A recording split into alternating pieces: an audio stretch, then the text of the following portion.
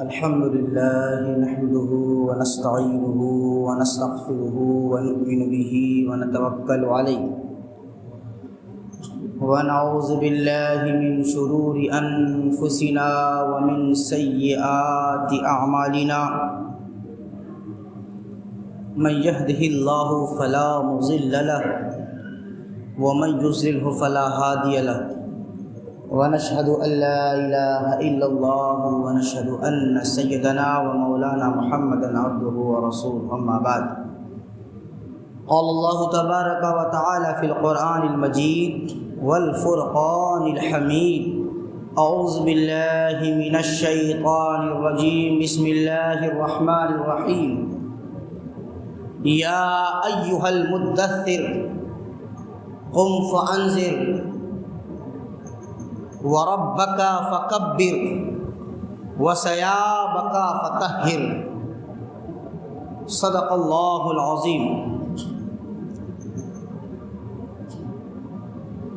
آئیے سب سے پہلے ہم اور آپ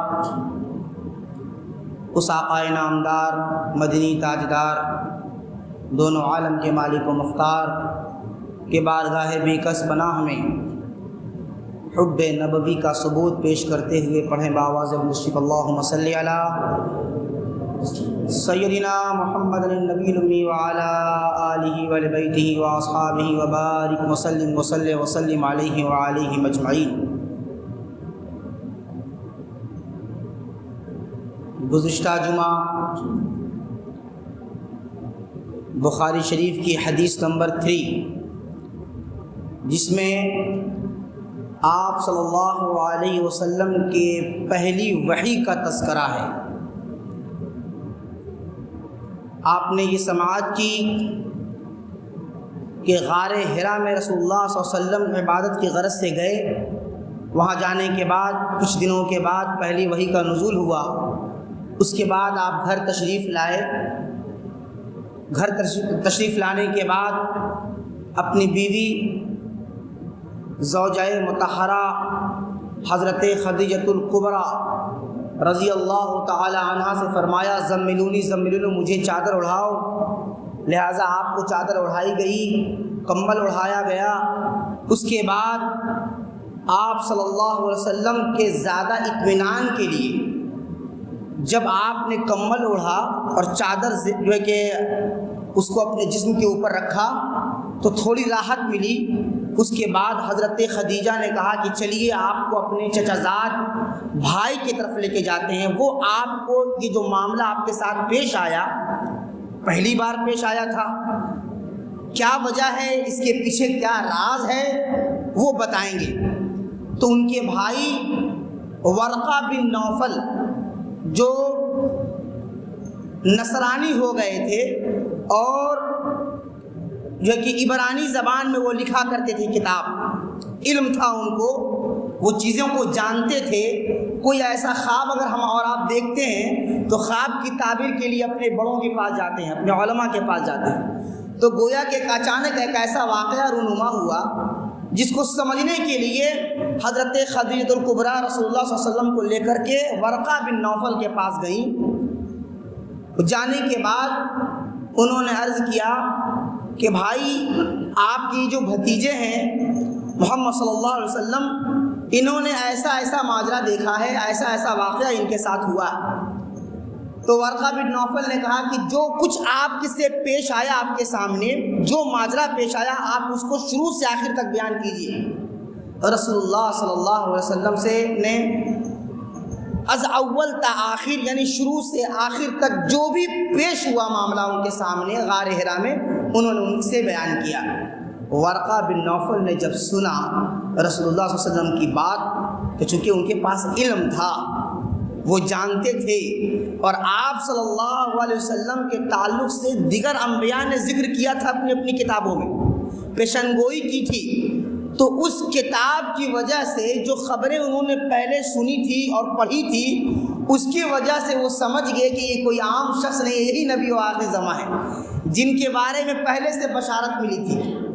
تو ورقہ بن نوفل نے کہا کہ یہ تو وہی فرشتہ ہے۔ جب رسول اللہ نے بتایا غار حرا میں ایسا معاملہ ہمارے سامنے پیش آیا، تو ورقہ بن نوفل نے کہا کہ یہ وہی فرشتہ ہے جو موسیٰ علیہ السلام کے پاس وہی لے کر آتا تھا، مگر یاد رکھیں کاش کہ میں اس وقت تک جوان ہوتا جب آپ کے نبوت کا دور شروع ہوگا، کاش کہ میں اس وقت تک جوان ہوتا اور جوانی نہیں زندہ ہوتا، تاکہ میں آپ کے اس دور نبوت میں آپ کا ساتھ دیتا، آپ کی حمایت کرتا، اور اس وقت بھی آپ کے ساتھ رہتا جب آپ کی قوم آپ کو مکہ سے نکالے گی۔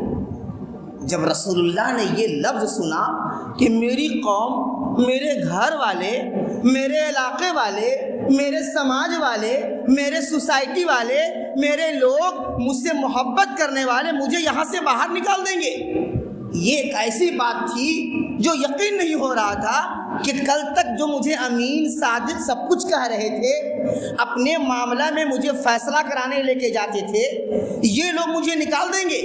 چونکہ رسول اللہ صلی اللہ علیہ وسلم سے تمام لوگ محبت کرتے تھے، مکہ کے اندر جتنے لوگ تھے، چاہے وہ کافر ہو، آتش پرست ہو، کوئی ہو، رسول اللہ صلی اللہ علیہ وسلم کے اخلاق کی وجہ سے، اور جو 5 چیزیں بتائیں تھیں خدیجۃ الکبریٰ کہ آپ کو گھبرانے کی ضرورت نہیں ہے، کیونکہ آپ 5 صفت آپ کے اندر موجود ہے۔ آپ لوگوں کے لیے کما کر کے لوگوں کا گھر چلاتے ہیں، ہے نا، آپ اخلاق سے پیش آتے ہیں، آپ جو ہے کہ مہمان نوازی کرتے ہیں، آپ حق کے راستے میں آنے والے معاملے پر آپ صبر کرتے ہیں اور حمایت کرتے ہیں، یہ ساری چیزیں آپ اپنے رشتہ داروں سے محبت کرتے ہیں، ان کی مدد کرتے ہیں، غریبوں کا بوجھ سر پہ اٹھاتے ہیں۔ اتنی خوبیاں جس کے اندر ہو، کوئی کیسے اس کو اپنے شہر اور اپنے گاؤں سے نکال سکتا ہے اور کیسے اس کے اوپر ظلم کر سکتا ہے؟ تو اسی لیے ورقہ بن نوفل کی اس بات پر کہ انہوں نے کہا کہ آپ کو مکہ سے نکالا جائے گا، تو رسول اللہ تعجب کرنے لگے کہ ارے ہمیں یہ چاہتے ہیں، ہمیں مانتے ہیں، ہمیں صادق اور امین کہتے ہیں، اور پھر ہمارے ساتھ ایسا سلوک کریں گے؟ تو سلوک تو ہوتا ہی ہے، حق والوں کے ساتھ سلوک ایسا ہی ہوتا ہے، جو حق کا ساتھ دیتے ہیں، جو اللہ اور اس کے رسول کے پیغام کو سناتے ہیں، جو برائی سے روکتے ہیں لوگوں کو، جو امر بالمعروف و نہی عن المنکر کا فریضہ انجام دیتے ہیں، ان کے ساتھ تو شروع زمانے سے یہ چلتا آ رہا ہے، اور انبیاء کے ساتھ بھی ہوا تو رسول اللہ صلی اللہ علیہ وسلم کے ساتھ بھی تو یہ ہونا تھا۔ تو فرمایا گیا کہ ہمیں لوگ نکالیں گے، کہا کہ کاش کہ جس وقت آپ کو لوگ مکہ سے نکالیں گے اس وقت میں آپ کی حمایت کرتا، چونکہ وہ رسول اللہ صلی اللہ علیہ وسلم کی ذات سے واقف تھے کہ آپ کی کیا شان ہے، آپ کا کیا مقام و مرتبہ ہے، اللہ نے آپ کو کیا بنایا ہے، اللہ نے آپ کو کیا نعمت عطا کی ہے، چونکہ وہ پڑھے تھے اسی لیے ان کے تعلق سے جانتے تھے۔ اسی نے کہا جو جانتا ہے وہی پہچانتا ہے، جو جانتا ہے عالم را عالم می شناسد اور ولی را ولی می شناسد۔ ولی کو ولی پہچان سکتا ہے، عام انسان نہیں پہچان سکتا، عام انسان تو اس کو عام انسانی سمجھے گا، اور عالم کی خصوصیت اور عالم کے علم کو صرف ایک عالم سمجھ سکتا ہے، عام لوگ یا جاہل لوگ اس کو نہیں جان سکتے، چونکہ وہ ہر چیز کو، چونکہ ان کے سامنے تو کوئی پیمانہ نہیں ہے، کوئی بھی داڑھی ٹوپی کرتا پاجامہ پہن لیا سب مولانا صاحب ہو گیا۔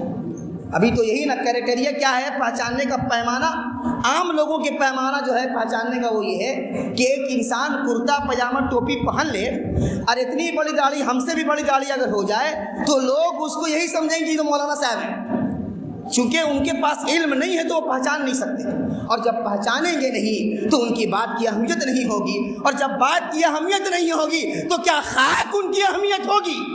یہی ہو رہا ہے کہ علماء کو لوگ پہچانتے نہیں ہیں، علماء سے کو لوگ جانتے نہیں ہیں، تو سماج اور سوسائٹی کے اندر جو مقام علماء کا ہونا چاہیے تھا آج نہیں ہے، چونکہ لوگ علم سے دور ہیں، لوگ تعلیمات سے دور ہیں، علم حاصل کرتے تو اپنے عالم کی قدر پہچانتے۔ آپ اپنے عالم کو لوگ یا امام کو تو لوگ نوکری سمجھتے ہیں کہ امام ہے وہ نوکر ہے، اس کی ذمہ داری ہے نماز پڑھانا، اب اس کے اوپر فرض ہے کہ وہ نماز پڑھاوے گا، ہم اس کے پیچھے پڑھیں گے، باقی ہم سے اس کا کوئی کنیکشن نہیں۔ یاد رکھیں قیامت آنے والی ہے بہت قریب انشاءاللہ، اور قیامت جب آئے گی تو اس کے بارے میں پیشن گوئی کیا گیا ہے کہ علم اٹھا لیا جائے گا، چونکہ علم کی ناقدری ہوگی، علم کی ناقدری ہوگی تو علم کیسے اٹھایا جائے گا؟ علماء کو اٹھایا جائے گا، جس کے پاس علم ہے. دیکھیے ابھی خبریں آ رہی ہیں، ایک سے ایک بڑے عالم کی خبر کانوں سے سننے کو ملتی ہے کہ فلاں عالم کا انتقال ہو گیا، فلاں محدث کا انتقال ہو گیا، فلاں مفتی کا انتقال ہو گیا. عام لوگوں کو شاید اس کا احساس نہیں ہو، مگر اہل علم کو اس کا احساس ہوتا ہے. ایک عالم کے انتقال پر پورا قوم مردہ ہو جاتا ہے. آپ کے گھر میں کوئی آپ کا بھائی کا انتقال ہو جائے، چچا کا انتقال ہو جائے، باپ کا انتقال ہو جائے، کوئی فرق نہیں پڑتا اسلام کو کوئی فرق نہیں پڑتا. مگر یاد رکھیں اگر ایک عالم کا انتقال ہو گیا تو پورا علاقہ جو ہے وہ بے وارث ہو جاتا ہے. کوئی نہیں ہوتا جو اس کی رہنمائی کرے، اسے حق کا راستہ دکھائے، اللہ اور اس کے رسول کی تعلیمات پہنچائے، اللہ اور اس کے رسول کا دین پہنچائے. چونکہ یہ علماء کی ذمہ داری ہے. جب علماء نہیں ہوں گے تو کون بتائے گا اللہ کون ہے، کون بتائے گا دین کیا ہے. یاد رکھیں اپنے علماء کی قدر کرنا جانیں. چونکہ اگر کوئی عالم کی قدر نہیں کرتا ہے تو یقین ہے کہ اس کا خاتمہ ایمان پر نہ ہو، اس کا خاتمہ ایمان پر نہیں ہوگا. یاد رکھیں یہ بہت آسانی کے ساتھ لوگ علماء کی مخالفت کرتے ہیں. نہ ان کے پاس علم ہے، نہ حدیث کا علم ہے، نہ قرآن کا علم ہے، نہ دین جانتے ہیں، نہ رسول اللہ کو پہچانتے ہیں، نہ اللہ کو پہچانتے ہیں. مگر علماء کے تعلق سے گفتگو کرنے کے لیے بہت وقت ہے ان کے پاس. ذرا اپنے آپ کو دیکھو، اپنے وجود کو دیکھو، اپنے علم کو دیکھو کہ کہاں تم کھڑے ہو، تم کہاں اسٹینڈ کرتے ہو اور وہ کہاں اسٹینڈ کرتے ہیں. کوئی جوڑ نہیں ہے تمہارا ان کے ساتھ. اسی لیے کم سے کم اپنے ایمان کو بچانے کے لیے اپنے علماء کی قدر کیجیے. میں اس لیے نہیں کہہ رہا ہوں کہ میں آپ کا امام ہوں، آج ہوں کل نہیں رہوں گا چلا جاؤں گا. میں اس لیے بتا رہا ہوں کہ اس مصلی پر جو بھی آئے اور جس مصلی پر جو بھی جائے یہ پیغام لے کر کے جائیں. جو علاقے کا عالم ہوگا، جو علاقے کا محدث ہوگا، جو علاقے کا مفتی ہوگا، چاہے علاقے کا ہو یا باہر کا ہو، آپ کی ذمہ داری ہے کہ آپ ان کی قدر کریں. اور اگر قدر نہیں کرتے ہیں تو اپنے ایمان کا سودا کرنے کے لیے بیٹھ جائیں. بک رہا ہے، لوگ بک رہے ہیں، لوگ بک رہے ہیں. جو علماء کی ناقدری کرتا ہے اور علماء کی مخالفت کرنے والے ٹیم کے ساتھ اگر وہ جڑا ہوا ہے، اگر اس نے گٹھ بنڈن کر رکھا ہے، اگر وہ ایک علماء کے تعلق سے ناپاک سازشیں کر رہا ہے، یاد رکھیں اس کا خاتمہ ایمان پر نہیں ہوگا. چونکہ اس نے عالم کی نہیں، اس نے رسول اللہ کی ناقدری کی ہے. رسول اللہ نے فرمایا ہے العلماء ورثۃ الانبیاء، علماء انبیاء کے وارث ہیں. اگر آپ نے عالم کی ناقدری کی تو انڈائریکٹ آپ نے رسول اللہ کی ناقدری کی. کیسے بچائیں گے اپنا دین؟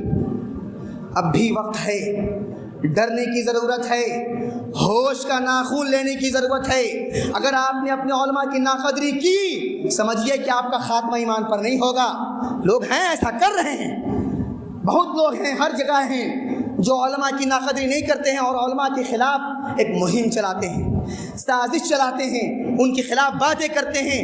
وہ تو جائے گا ہی، ہم تو ڈوبیں گے صنم، تم کو بھی لے ڈوبیں گے.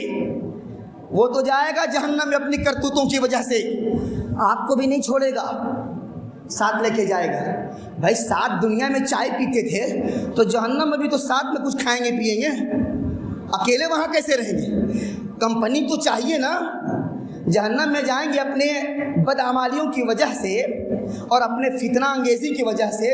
الفتنۃ اشد من القتل کہا گیا کہ جو کسی کو مرڈر کرتا ہے نا، قتل کرتا ہے، اس سے بھی بڑا گناہ فتنہ پھیلانا ہے علاقے کے اندر، اس سے بھی بڑا گناہ. لوگ جانتے نہیں ہیں تو سمجھتے نہیں ہیں، اور جب جانیں گے نہیں تو مانیں گے نہیں. علماء تقریر کرتے رہیں، ان کا تو کام ہے بولنے کا. ہم تو ایک کان سے سنیں گے ایک کان سے نکال دیں گے. جمعہ کے دن علماء کی ذمہ داری ہے بکنے کی، بھوکنے کی، بکتے رہیں. یاد رکھیں یہ دلیل ہے، رقم ہو رہا ہے، حجت تمام ہو رہی ہے. آخرت کے لیے اللہ تعالیٰ نا ویزیبل کرے گا آپ کے سامنے اسکرین پر. یہ باتیں ہوئی تھیں، یہ باتیں آپ کے امام نے کہا تھا، یہ باتیں آپ کے علماء نے سمجھائی تھی. اس وقت آپ نہیں کہیں گے ہا ہا لادری، نہیں کہہ سکتے. ہا ہا لادری نہیں چلے گا.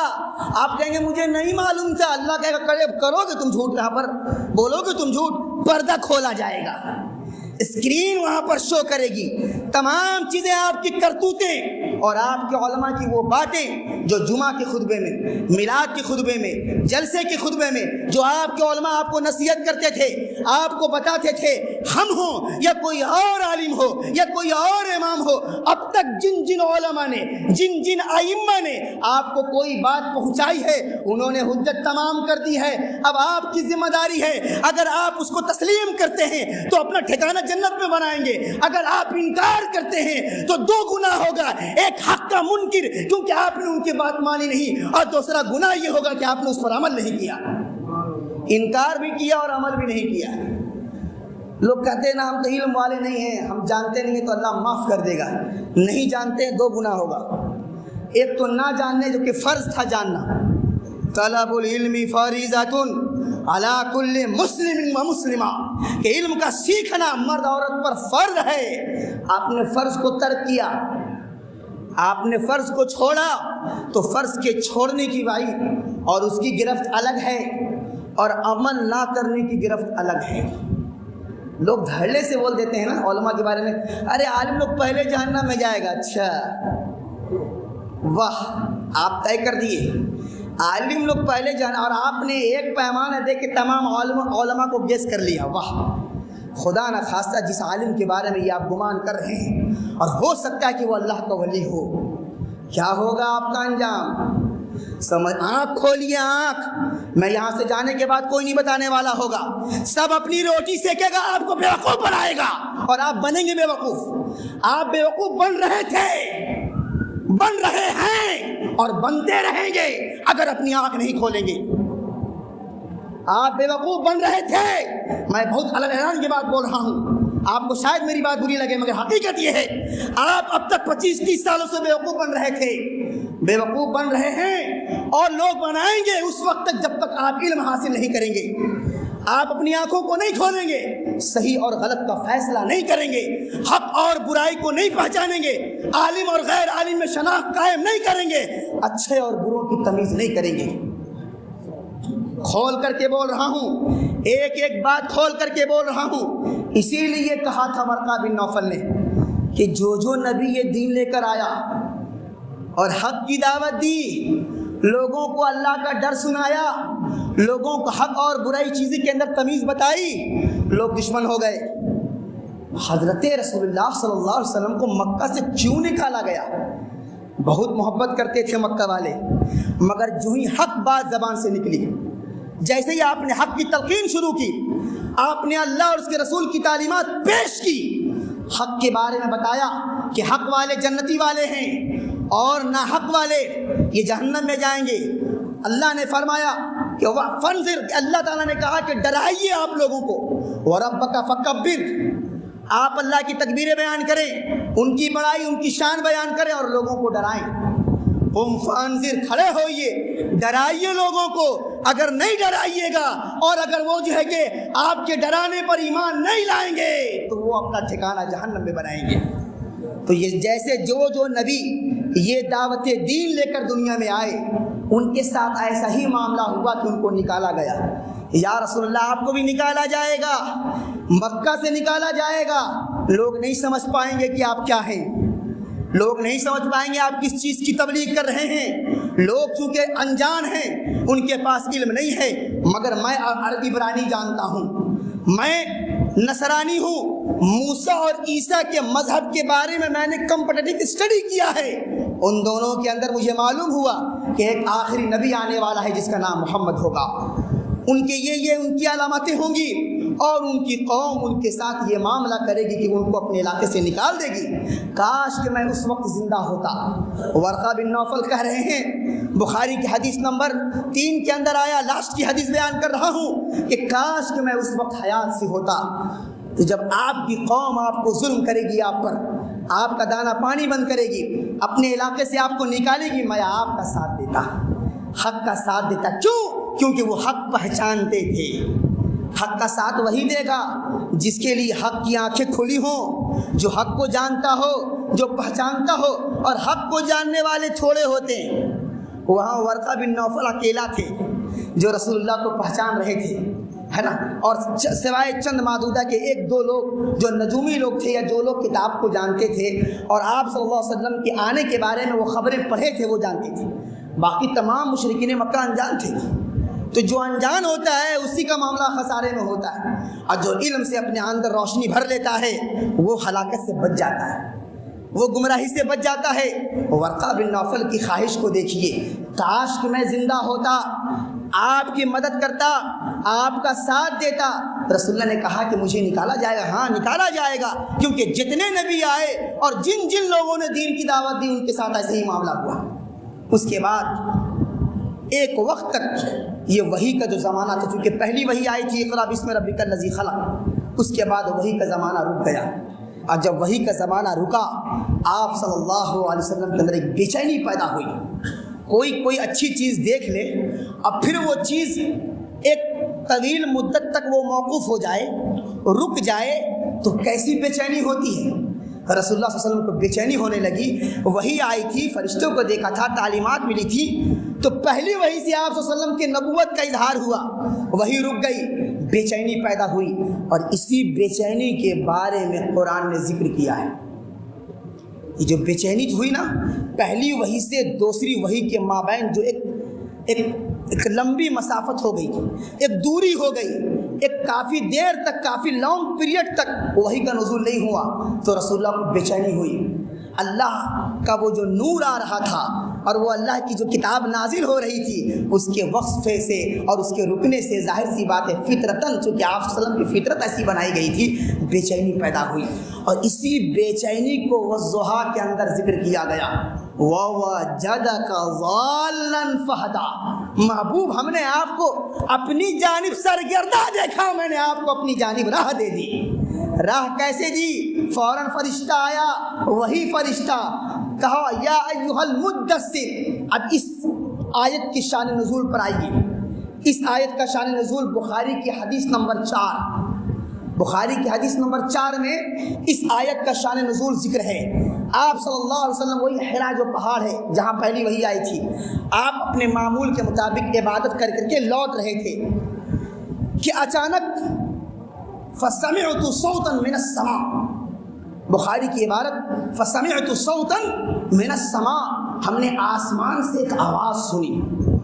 رسول اللہ بیان کرتے ہیں کہ بخاری کے اندر کہ میں نے آسمان سے سمعت صوتا من السماء، میں نے آسمان سے ایک آواز سنی۔ جیسے ہی آواز سنی، آواز کیا تھی؟ آواز یہ تھی یا محمد انکا رسول اللہ، اے محمد آپ اللہ کے رسول ہیں۔ یہ خبر دی گئی، آواز آئی، ندا آئی، رسول اللہ بے چین ہوئی، آواز کہاں سے آ رہی ہے؟ فرفعت بصری، رسول اللہ صلی اللہ علیہ وسلم نے اپنی نگاہوں کو آسمان کی طرف بلند کیا۔ جیسے ہی رسول اللہ نے اپنی نگاہوں کو آسمان کی طرف بلند کیا، فَإِذَا الْمَلَكُ جَاءَنِي بِحِرَا، وہی فرشتہ جو حرا میں میرے پاس آیا تھا، غار حرا میں پہلی وحی لے کر کے، حضرت جبریل علیہ السلام، فَإِذَا الْمَلَكُ الَّذِي جَاءَنِي بِحِرَا، وہی فرشتہ جو غار حرا میں آیا تھا۔ آنے کے بعد اس نے کیا کہا؟ اس نے کہا آنے کے بعد جیسے ہی انہوں نے دیکھا رسول اللہ نے اس فرشتے کو، کیا دیکھا؟ جالس علی کرسی بین السماء والارض، رسول اللہ نے دیکھا اس فرشتوں کو کہ آسمان اور زمین کے مابین ایک کرسی ہے، ایک چیئر ہے، اور اس چیئر پر جبریل امی بیٹھے ہوئے، زمین و آسمان کے مابین معلق چیئر پر حضرت جبریل امی نشستہ ہیں، بیٹھے ہیں۔ جیسے ہی دیکھا رسول اللہ صلی اللہ علیہ وسلم، فرجعت، میں دوڑ کر اپنے گھر گیا، واپس ہوا۔ جانے کے بعد پھر سے گھر والوں سے کہا زملونی زملونی، ایک واقعہ ہے وہ جو وہاں انہوں نے غار حرا میں دیکھا تھا، گھبراہٹ ہوئی، فیملی والے سے کہا زملونی، مجھے چادر اڑاؤ۔ دوسرا واقعہ کچھ دنوں کے بعد، تقریباً 2 یا 3 سالوں کے بعد دیکھا کہ فرشتہ آسمان اور زمین کے درمیان معلق بیٹھا ہے۔ اب جبریل امی کی آپ سوچیے جسامت کیسی ہوگی، کتنے لمبے چوڑے ہوں گے، زمین و آسمان کے مابین کرسی پر بیٹھے تھے۔ جیسے ہی رسول اللہ نے دیکھا، گھبرا کر واپس آئے، کہا زملونی، مجھے چادر اڑاؤ۔ جیسے ہی رسول اللہ چادر اوڑھ کر کے لیٹے ہیں، اچانک فرشتہ آتا ہے، جبریل آتے ہیں، اور آنے کے بعد کہتے ہیں یا ایھا المدثر قم فانذر، اے کملی والے، اے کملی اوڑھ کر لیٹنے والے، اے چادر اوڑھ کر لیٹنے والے۔ خطاب دیکھیے اللہ تعالیٰ کیسے کر رہا ہے اپنے محبوب سے۔ اللہ تعالیٰ اپنے محبوب سے خطاب کرنے کا انداز کتنا نرالا ہے. نام نہیں لے رہا ہے، صفت بیان کر رہا ہے. اے کملی میں اوڑھ کر لیٹنے والے، اے کالی کملی والے، یا ایھا المدثر قم، بیدار ہوئیے، ارائز، اٹھیے، بستر سے اٹھیے، اب سونے کا وقت نہیں ہے، اب سونے کا وقت نہیں ہے. قم، ارائز، اٹھیے. فانذر، اور لوگوں کو ڈرائیے، لوگوں کو بتائیے اللہ ایک ہے، لوگوں کو بتائیے کہ یہ تم شرک اور بدعت کر رہے ہو یہ غلط ہے، یہ اللہ کی توحید کے خلاف ہے. لوگوں کو دین کی تعلیم دیجیے، لوگوں کو وحدانیت سکھائیے اور بتائیے، لوگوں کو ڈرائیے کہ اگر تم اللہ کے اس دین کو قبول نہیں کرو گے، اگر تم کلمہ نہیں پڑھو گے، اگر تم مجھے اپنا رسول نہیں مانو گے، فانذر، تمہارا ٹھکانہ جہنم ہوگا. قم فانذر، بیدار ہوئیے اور لوگوں کو ڈرائیے. اور پھر فرمایا وَرَبَّكَ فَكَبِّرْ، اور اپنی رب کی شان لوگوں میں بیان کیجیے، اپنے رب کی بڑائی لوگوں میں بیان کیجیے. وَثِيَابَكَ فَطَهِّرْ، اور اپنے ظاہری اور باطنی لباس کو، اس لباس سے وہ لباس نہیں جو ہم لوگ پہنے ہوئے ہیں، لباس ظاہری اور باطنی لباس. ظاہری لباس سے مراد دنیاوی جسم. آپ صلی اللہ علیہ وسلم کو دو خصوصیت حاصل ہے، وہ بشر بھی ہیں، وہی نور بھی ہے، انہی سے سب کا ظہور بھی. وہ بشر بھی ہیں، اللہ نے آپ کو جامع بشریت بھی پہنا رکھا ہے. دنیا میں رہنے کے لیے اب اس پرتھوی پر آنا ہے تو اس کے جو ریکوائرمنٹ ہیں اس کو تو پورا کرنا ہی ہے. اس کے اعتبار سے اب یہاں کا آدمی کوئی دوسرے پلانٹ پہ جا کے رہ نہیں سکتا. رہ سکتا ہے کوئی کہہ دے کہ ہم جا کر کے جوپیٹر پر رہیں گے تو جا کے رہ سکتا ہے؟ وہ نہیں رہ سکتا. کوئی کہے ہم جا کے مرکری میں رہیں گے، لیجیے وہاں رہ سکتا ہے؟ وہ نہیں رہ سکتا، چونکہ اس کا جسم، اس کا وجود اس دھرتی کے لیے بنایا گیا ہے، اس کے موافق بنایا گیا ہے. اس کے جسم کے لیے جو جو ریکوائرمنٹ ہے اللہ نے اس پرتھوی پر رکھا ہے نا. ایک تحقیق کے مطابق شاید مریخ پر بھی ہے جو تحقیق ہو رہی ہے، خیر وہ ایک الگ بات ہے. تو فرمایا کہ اپنے ظاہری لباس یعنی اس لباس بشریت کو بھی جیسے پہلے پاک رکھتے تھے، اب تو زیادہ ضروری ہے چونکہ اب تو نبوت سے نوازا گیا ہے، تو جیسے پہلے پاک رکھتے تھے اس ظاہری وجود کو اور اندر کی روح کو. ظاہر و باطن، باطن سے مراد ہمارا اندرون، ہمارا جسم نہیں، ہماری روح. اور اسی روح کے تزکیہ کے لیے ہم لوگ بزرگان دین کے پاس جاتے ہیں. اللہ والوں سے ہم تزکیہ کا سبق پڑھتے ہیں تاکہ چونکہ قرآن میں آیا ظاہر و باطن، اپنے ظاہر و باطن کو پاک کیجئے. ہم تو صرف کپڑا پاک کرتے ہیں نماز پڑھنے کے لیے، اور دل کے اندر چاہے جتنا میل بھرا ہو. جمعہ میں لوگ نماز پڑھنے آئے ہوں گے، خوب صابن سے نہائے ہوں گے نا، شیمپو کیے ہوں گے، بال کو صاف کر لیا، فیس واش کر کے اپنے فیس کو پاک کر لیا، صاف کر لیا، جسم کے اندر آپ نے صابن لگا لیا اور ایڑی کو رگڑ رگڑ کے صاف کیا، پورے جسم ظاہر حصے کو آپ پاک کر کے مسجد میں چلے آئے. مگر ایک اندر کا وجود بھی ہے جسے روح کہا جاتا ہے، جس کے بارے میں حدیث میں آیا. بہت اہم بات حدیث کے اندر بیان کی گئی، الا ان فی الجسد مضغۃ اذا فسد الجسد كله واذا صلحت صلح الجسد كله الا وهي القلب. کہ پورے جسم کے اندر ایک گوشت کا لوتھڑا ہے. الا ان فی الجسد مضغہ، مضغہ کہتے ہیں لوتھڑے کو گوشت کے. ان فی الجسد، جسد کہتے ہیں جسم کو. جسد کے اندر، جسم کے اندر، یہ فی پریپوزیشن ہے، جسم کے اندر ایک گوشت کا لوتھڑا ہے. اگر یہ گوشت کا لوتھڑا اذا فسدت، اگر یہ لوتھڑا خراب ہو جائے، فاسد ہو جائے، کھانا خراب ہوتا ہے تو کیا کھاتے ہیں آپ؟ بولیے، کھاتے ہیں؟ پھینک دیتے ہیں. کیوں؟ اگر کھا لیں گے تو جسم خراب ہو جائے گا. تو یاد رکھیں اگر یہ گوشت کا لوتھڑا خراب ہو گیا تو جسم اور روح دونوں خراب ہو جاتا ہے. اذا فسدت فسد الجسد كله، اگر یہ گوشت کا لوتھڑا خراب ہو گیا پورا جسم خراب ہو جائے گا. وَإِذَا صَلُحَتْ صَلُحَ الْجَسَدُ كُلُّهُ، اگر یہ گوشت کا لوتھڑا اچھا ہو گیا، تزکیہ ہو گیا، پاک ہو گیا، صاف ہو گیا، آپ کا اندرون چمک گیا اور اللہ کے لیے وہ تیار ہو گیا، اس کی عبادت کے لیے سجا اور سنورا، تو یاد رکھیں آپ کا پورا وجود صاف اور پاک ہو جائے گا. تو اس گوشت کے لوتھڑے کا خیال کون رکھتا ہے؟ ہم تو نہا کے چلے آتے ہیں جمعہ پڑھنے کے لیے، ارے بہت دیر تک جمعہ میں نہ آتے ہیں، کیوں؟ ارے جمعہ بنا پاک کر رہے ہیں جسم کو، قلب کو پاک کون کرے گا؟ یہ جو قلب کے اندر اتنی نفرتیں بھر کر رکھے ہو، اتنی دشمنی اور اتنی عداوتیں اور بغض اور حسد اور کینہ، یہ جو قلب تمہارا بھرا ہوا ہے عداوت سے، بغض سے، حسد سے، جلن سے، نفرت سے، فتنہ پروری سے، یہ تمام غبار اور یہ گندگی کب باہر نکالو گے؟ اسی گندگی کا تو یہ اثر ہے کہ فتنہ پروری کر رہے ہو۔ اگر دل پاک ہوگا تو سب پاک نظر آئے گا۔ آپ خود پاک ہوئیے گا تو سب پاک نظر آئے گا، اور جب ہم خود ناپاک ہوں گے تو سب ناپاک نظر آئے گا۔ حضرت سرور کائنات صلی اللہ علیہ وسلم کے چہرے پر ابو جہل نے دیکھا تھا تو کہا تھا آپ بہت بدصورت ہیں۔ رسول اللہ نے کہا صدقتا، تم نے صحیح کہا۔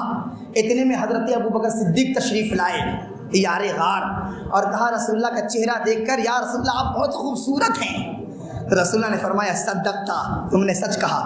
جب حضرت ابو بکر صدیق نے کہا یہ دو بات سچ کیسے ہو سکتی ہے؟ اس خبیث نے بدصورت کہا، آپ نے صدقتا کہا، ہم نے خوبصورت کہا، آپ نے صدقتا کہا، یہ دو بات بیک وقت کیسے ہو سکتی ہے؟ ایک چیز جو ہے وہ نگیٹو بھی ہو پوزیٹو بھی ہو، ایسے کیسے ممکن ہے؟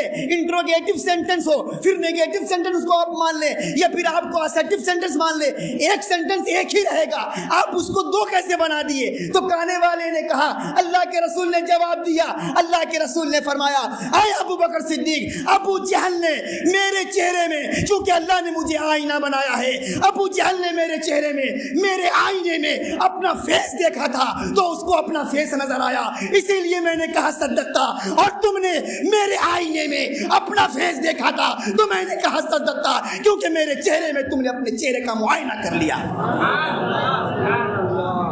چہرہ اگر صاف ہے آپ کا تو سب صاف نظر آئے گا۔ آپ پاک ہیں تو ہر شخص پاک ہوگا۔ آپ خود اگر ذلیل ہیں، آپ خود اگر گمراہ ہیں، آپ خود اگر ناپاک ہیں تو سامنے والا گندہ ہی نظر آئے گا۔ چور سب کو چور سمجھتا ہے۔ چور اگر کوئی ہڑپ کر کے بیٹھا ہے اور کہیں لگا کے بیٹھا ہے اور چھپا کے بیٹھا ہے، اگر وہ خود چوری کر رکھا ہے وہ سوچے گا نہیں سامنے والا بھی چوری ہے۔ جب کہ سامنے والا چاہے جتنا ستھرا ہو، چاہے جتنا پاک ہو، چاہے جتنا شفاف ہو، اللہ جانتا ہے کون کیا ہے۔ آپ کے فتویٰ لگانے سے نہیں ہوگا، اب تو فتویٰ لوگ پاکٹ میں لے کے گھومتے ہیں۔ کس کے اوپر الزام لگا دیں؟ اپنی فکر نہیں، اپنی آخرت کی فکر نہیں، اپنی جنت کی فکر نہیں، اپنے موت کی فکر نہیں، مرنے کے بعد قبر میں جانے کی فکر نہیں۔ ایک ٹانگ قبر میں لٹکا ہوا ہے مگر منافقت علاقے میں پھیلا رہے ہیں۔ ایک ٹانگ قبر میں ہے کہ کب بلاوا آ جائے اور معلوم ہوا فلاں صاحب تو کل چائے پی رہے تھے میرے ساتھ، نکل گئے، صبح نکل گئے، کہاں؟ وہی جو ایک ٹانگ لٹکا ہوا تھا قبر میں، دونوں ٹانگ بھی چلا گیا۔ وآخر دعوانا الحمدللہ رب العالمین۔ کھڑے ہو جائیں، سنت پڑھ لیں۔